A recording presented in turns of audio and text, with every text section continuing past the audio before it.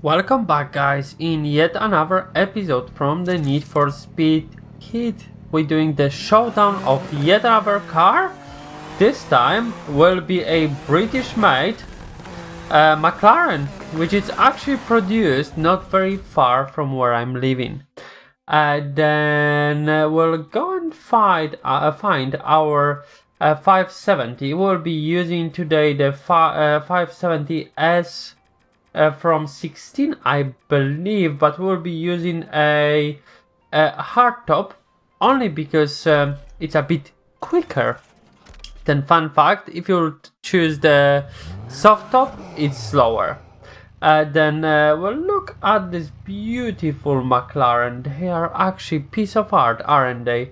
If you think about it, despite the performance and all of that, but only how this car look like, it's definitely something different. And in stock, even without making any changes to it, it does look great, and it does slide as well. But today we'll be definitely doing a track build from this car, not drift, although as you can see this car could be either, to be perfectly honest, but we'll be not trying to do a drift build out of this one, as we already done Diablo, which we built as a drift, which been a bit of failed project. 3.8 V8, and this would give us shy of 1000 just over 1000 brake horsepower. 4.5 V8, 100 brake more. I will take that. Then this will be more expensive build than I expected, to be honest, but we'll just go with this one. I will just need to do a few more races to rebuild my budget here, because obviously money is going down and we'll need more and more to build new cars, and I hope that Ghost will decide to put some new cars into this game on some point, or at some events or something. It was quite disappointing that we did not see any events during the Christmas period, or they do an online section where it's no competitive gameplay. Why I took the drag tires, guys, I don't really know. I don't know why they don't do like in previous Need for Speeds. You had a bit of competitive gameplay, where in this version there is no competitive gameplay at all. You have a couple of online races which people take part, I take part. You can make more cash in it, but if you do like 100 of them or more, you don't need more cash. Look, I have 46 mil. You don't need more. Effectively, you can buy every car of the game few times and you will be still golden. Okay, then in terms of customization, what choice do we have here? We'll start with the bonnet. To be honest, guys, I don't want it to look like Ferrari, because both of those bumpers are hoods are from Ferrari. There's not a space shuttle, then we'll leave it as is. And in terms of front splitter diffuser, we'll take this one. Headlights, I wish to leave them stock, to be honest. I like this one. We'll take this. Rims we'll leave as they are, because they are just about beautiful. And I wish this white arches here. Mirrors, I like those, but we'll have a look what is on the offer. Full carbon. No, I like this half and half, to be perfectly honest. I think they look cool. And lovely side skirts. And rear just stupidly wide. Now we need to find a taillights. I like the stock one, to be honest. Again, they look so good and I'm interested. What else we can do? We can put sound system like in every car. And because this will be a track build, I want this. This looks so freaking cool. I want this splitter rear bumper. That's a bit disappointing. I wish to keep the stock one because stock one looks so much better. In terms of frame, Olympic City sounds amazing. And in terms of frame, we don't really wish frame, do we? In terms of name, we'll put a 570S.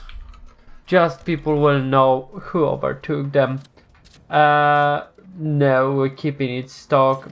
Exhaust, I don't think exactly, they did not provide anything cooler than this. Then this is the car.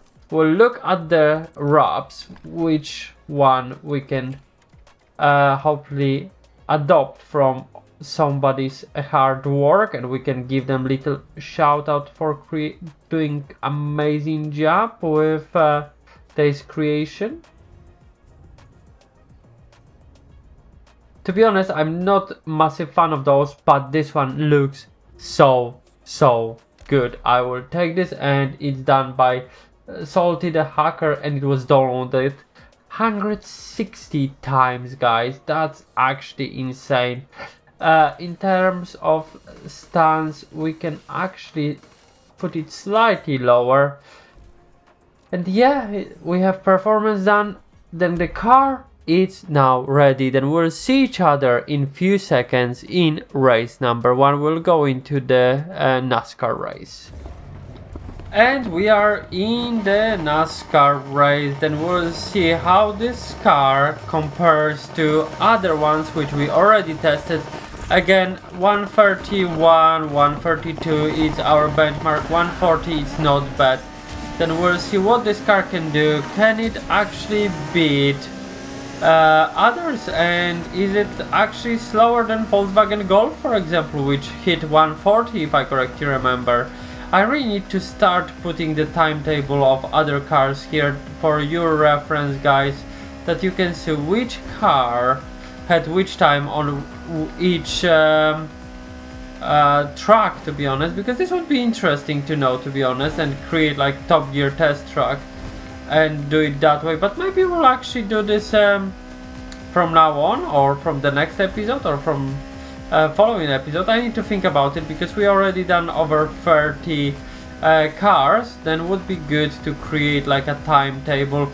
But again, some of them I didn't actually, I made too many mistakes, and this will be quite unfair. But again, this is true life, one attempt type of race. Then if you think about it, maybe that's actually not bad thing to keep the timings of those. That was close of touching the wall, tapping that wall, but it did hold, funny enough, with that nitro shot, although it's not as steady as some of our other builds, but it's definitely very quick. I really like how fast this car is and how quickly it's accelerating to this speed. Then we hit in 134 and a bit, which is not too shabby, I suppose, but we had better times in the past. Even in the last episode, not the last episode because it was Diablo, but the previous episode, Pagani was quicker by 2 seconds. Then that's massive difference, isn't it? But we'll move to our Sonic race and we'll see each other in a moment. Okay guys, and now it's big question, will this McLaren sit together with Pagani and the Golf Club?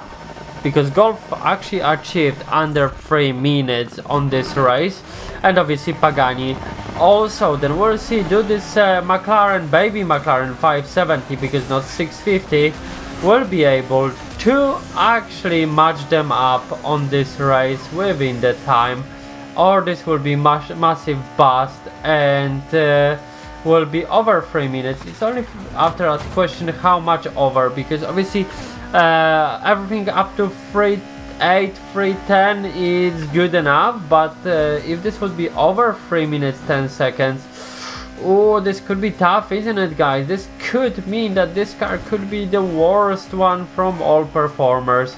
But we will find out when we finish this race. We'll see how good or how bad time we can actually achieve here. I already see problem here. It's quite light, and when we have a very light car, it does pop itself a lot up, and I really don't like this when the car is more bouncy, to be honest, because when it's too bouncy it's unpredictable, and I like the Pagani for that. It was very predictable while I've been driving it. There was no issues in sense of, oh, I don't know, would this car pop up in any curb or anything. Pagani was dead on the road, and there was no twitch that way. I felt very confident while driving it in this game, and it was really joy to do so. With this car, it's a bit bouncy, and I really feel interested about it. Was that only one off, or is this common thing? That was brilliant corner, by the way, guys.